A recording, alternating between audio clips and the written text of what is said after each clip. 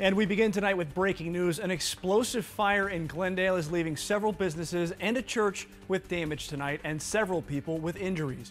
Good evening and thank you for joining us. I'm Mitch Carr in for Mark Curtis. And I'm Karima Devine. The explosion happened near 67th Avenue and Camelback Road around 6 o'clock this evening. Team 12's Colleen Sikora is live at the strip mall parking lot as firefighters continue working. And Colleen, the winds today did not help firefighters out. No, they didn't. If you stepped outside at all this evening, you likely felt the winds too, and firefighters felt them here. They say that it actually pushed thick black smoke down in front of these businesses here, and that was after explosions were heard. It took them about an hour to get the flames knocked down, but the damage that's left here will be much longer lasting.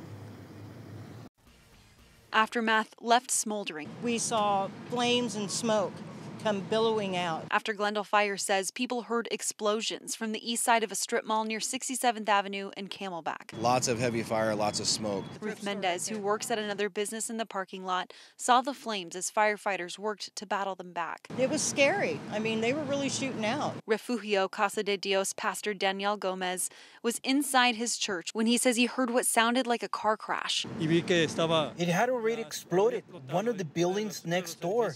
Able to gather some things, but his church of more than 10 years taken by the fire. Everything got lost. Glendale Fire engineer Chris James says it was a second alarm fire, about 50 people working for about an hour to get it out. The fight complicated by the winds, among other issues. Fire starts coming through the roof, which is never a good thing. It's self-vented, and then we had partial roof collapse. At that same time, wires from the power poles have also fallen down. So now we're fighting other things as well as the actual fire. Injuries, one of the other things they tended to. James says 3 people were injured by glass that broke during the explosion. One woman was taken to the hospital, but she's expected to be okay.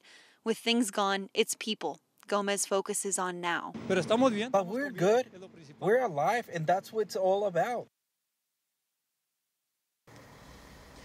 Now, many of the crews had already left here, but this engine just pulled up about 15 minutes before our newscast started. They actually started spraying some water into what was left of the flower shop just a few minutes ago, but investigators are still going to be on scene trying to figure out exactly where and why this fire started in the first place. We're live in Glendale. Colleen Sikora, 12 News.